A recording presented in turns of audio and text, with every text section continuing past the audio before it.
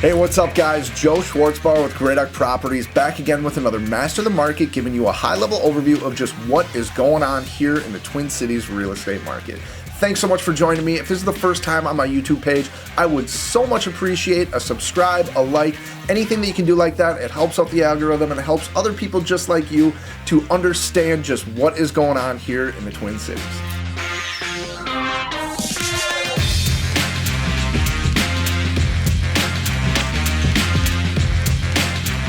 All right, let's get into the numbers here. This week, 10.43. That is the number of showings per week per listing. The median sale price range between 200 and 400,000. That is the biggest number that we have ever seen. This is an active market. It is wildly active. We have so many buyers out there. It's like nothing we've ever seen before. So good sellers market. It's a tough time to be a buyer. We're not going to lie. I mean, 4,500 tours were booked at those homes. That is huge. That is almost double where we were at last year. I mean, that is crazy. And here in Bloomington is where we use for our suburbs anyway, because it's a good indicator of just what is going on for the rest of the suburbs as well. 13.74 showings per week per listing. That is a really high number as well. So absolutely crazy there. Mortgage interest rates. We are at 3.09. This updates weekly. I did get informed that just last night, interest rates did drop down another 1/8 of a point. So we should be back down to about that 3% interest rate mark. These are our weekly activity marks. So pending sales, you can actually see here that we are up almost 5% for the number of pending sales, which makes sense. We've got more buyers in the market than we've ever seen. So the pending sales are up, and that is what is making it feel like we have an inventory problem, when in reality, it's not so much of an inventory problem. It's just that we have more buyers in the market than we've ever seen before. So you can see last year, we peaked out. We actually set a record last year for the number of sales that were taking place and, the number of pending properties. So, it's tough to say that we have an inventory problem when this is going on. All right, one of the next things that I really want to talk about here is the cost of waiting.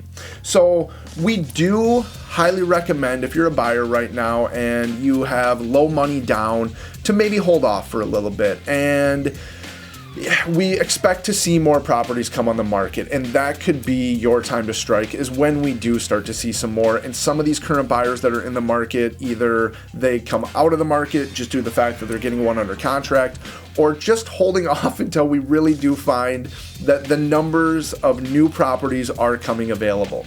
So the cost of waiting. Right here, this is a amortization schedule, and we're using a $300,000 property at a 3.09% interest rate. You can see your payments will be $1,279.42 per month, and the total interest paid over the life of the loan will be $160,000. So we do expect interest rates to start to creep up a little bit as this summer goes. So right here, your monthly interest payments, this is at 3.34, so 1/4% up. Your monthly payments would go up to $1,320 a month. That is about, $30, $40? Yeah, we're looking at about a $40 increase per month in payments and $175,000 interest paid over the life of the loan. So that's an extra $15,000 right there that you'll be paying over the life of the loan.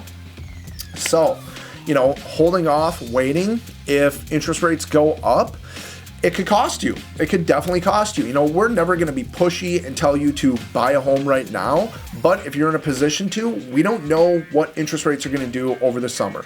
The Fed has said that they want to keep interest rates low for the foreseeable future, at least through 2022 and possibly into 2023 as well. So we should see rates stay low. But keep in mind, low rates, these are historically low rates. These could go up to 4%. We don't know where they're going to go. 4% is still a low interest rate. If they do go up to 4%, though, that drastically changes things for a lot of buyers. We've said it before, but nobody wakes up in the morning and says, hey, it's Saturday morning, interest rates are at 3%, we should buy a house.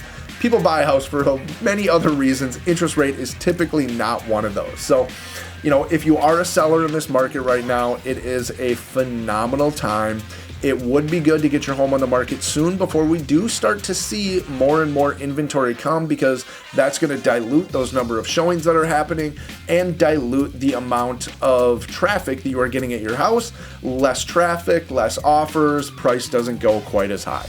We do still expect to see the next 45 days or so to remain in this extreme seller's market that we're in right now.